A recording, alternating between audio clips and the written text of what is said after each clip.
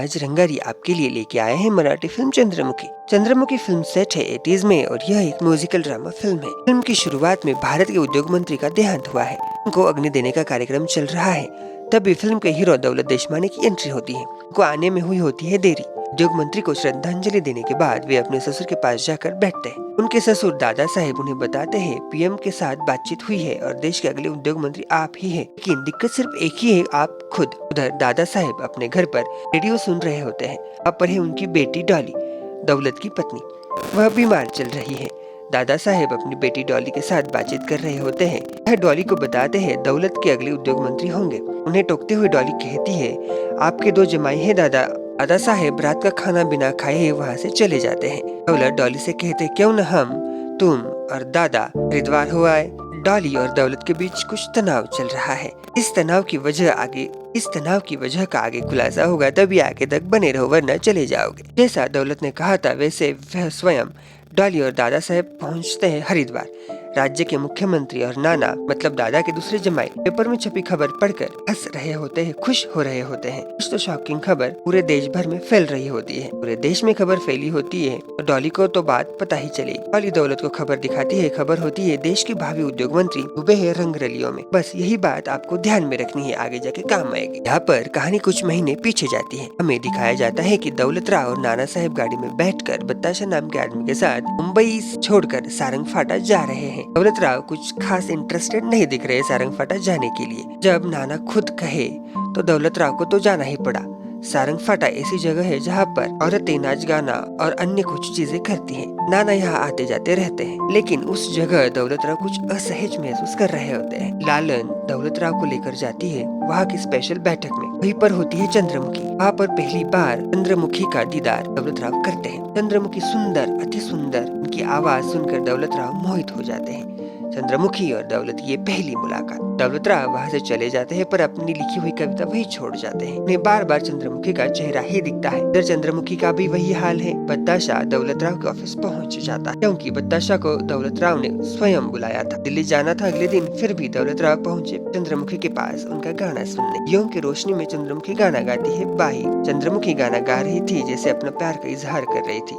चंद्रमुखी गाना गाने के साथ कविता भी लिखती थी। अपनी अधूरी कविता दौलत चंद्रमुखी को पूरी करने के लिए कहते हैं। अगली सुबह फिर दौलत चंद्रमुखी को मिलने पहुंच जाते हैं। उनको वो कुछ गिफ्ट देना चाहते थे, लेकिन गलतफहमी बीच में आ जाती है। बत्ताशा चंद्रमुखी को सच बात बताते हैं और टेप रिकॉर्डर दे देते हैं। चंद्रमुखी को बेहद बुरा लगता है। दौलत राव के बढ़ते प्रसिद्धि को देखकर सावंत और नाना जोंधड़े अंदर से जल रहे होते हैं। बत्ताशा टेप रिकॉर्डर दौलत को दे देता है और गलतफहमी दूर हो जाती है। दौलत और चंद्रमुखी फिर से मिलने लगते हैं। चंद्रमुखी अपने बचपन की कहानी दौलत राव को बताती है, कैसे उनके पिताजी और माताजी लोक कलावंत थे। उनके तमाशा की कुछ खूब शान थी। उनके पिताजी की मौत तमाशा में ही हो जाती है। उनके ऊपर कुछ कर्जा होता है, जिसे चुकाने के लिए उनकी मौसी उन्हें कोठे पर लेके जाती है। कोठे पर चंद्रमुखी पर कई तरह के अन्याय हुए। उनकी शादी बूढ़े आदमी के साथ तक तय कर दी थी उनकी मौसी ने।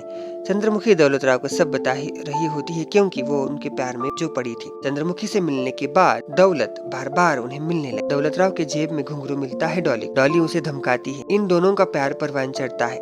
दौलत चंद्रमुखी को अपने फार्म हाउस पर रखता है, लेकिन वहाँ का केयरटेकर नाना को दौलत के लफड़े के बारे में बता देता है। चंद्रमुखी की माँ चंद्रमुखी को खूब खरी खोटी सुनाती है, उसे थप्पड़े तक मार देती है। दिवाली पार्टी में डॉली की बहन डॉली को सब कुछ बता देती है। डॉली पहुंच जाती है फार्म हाउस। डॉली दौलत और चंद्रमुखी को फार्म हाउस पर पकड़ लेती है रंगे हाथ। फार्म हाउस पर कुछ तमाशा करने के बाद चंद्रमुखी फार्म हाउस तो छोड़ देती है, लेकिन डॉली हो जाती है बेहोश। डॉली को गहरा सदमा लगा हुआ होता है। डॉली बेहद नाराज है। दौलत शराब पीने लगता है। चंद्रमुखी भी अधमरी हुई होती है। बस यही दौलत राव की वजह से दोनों औरतों की जिंदगी दांव पर लगी हुई होती है। चंद्रमुखी को जबरदस्ती नचवाया भी जाने लगता है। दिन गुजरे, रातें गुजरी, ना दौलत चंद्रमुखी से मिलने आता था, ना चंद्रमुखी के बारे में कुछ पूछता था। ऐसा कितने दिनों तक चलता। आखिरकार दौलत चंद्रमुखी को मिलने पहुंच ही जाता है। इसकी खबर नाना जोंधड़े तक पहुंच ही जाती है। फिर क्या था, नाना ने मार दिया मौके पे चौका। चंद्रमुखी की माँ को सम्मानित करने की योजना नाना बनाता है, ताकि वो पता लगा पाए चंद्रमुखी और दौलत कब और कहाँ मिलते हैं। चंद्रमुखी की माँ चंद्रमुखी को धोखा दे देती है। सारी जानकारी निकाल कर वो नाना को दे देती है। वहाँ डॉली मरने की कगार पर है और दौलत का चल रहा है चंद्रमुखी से मिलना जुलना। उनकी तस्वीरें खींची जाती है। दादा साहेब भी उन्हें पकड़ते हैं रंगे हाथ। भारत के उद्योग मंत्री का हार्ट अटैक आया है और शायद वह बच नहीं सकते, ऐसी खबर दादा साहेब को मिल जाती है। अब आज का दिन डॉली, दौलत और दादा साहेब हरिद्वार में है। पेपर में छपी खबर पूरे देश में आग की तरफ फैली है। नाना जोंधड़े चंद्रमुखी और बताशा को दिल्ली भेजता है। मीडिया दौलत राव से सवाल पूछती, लेकिन दौलत राव मीडिया को इग्नोर करना चाहते हैं। इस होटल में चंद्रमुखी ठहरी थी, वहाँ पर नाना जोंधड़े पहुंच जाता है, उसे धमकाता है और दौलत के खिलाफ बोलने को मजबूर करता है। Dada Saheb press conference arrange करवाते हैं। वहाँ पर इमेज को ठीक ठाक करने की फुल ऑन कोशिश चल रही होती है दौलत राव की। लेकिन टू एवरीवन्स सरप्राइज, नाना के कहने पर बताशा और चंद्रमुखी मारते हैं प्रेस कॉन्फ्रेंस डायरेक्ट एंट्री। अपने ऊपर हुए अन्याय अत्याचार जिसने किए थे उसका नाम, वो नाम बताती है चंद्रमुखी, नाम होता है नाना जोंधड़े का। नाना जोंधड़े का प्लान उन पर ही बैकफायर होता है। वहाँ पर चंद्रमुखी मीडिया की हिपोक्रेसी को भी उजागर कर देती है। दौलत बेगुनाह साबित होता है, लेकिन चंद्रमुखी की जिंदगी तो बर्बाद ही हो गई समझो।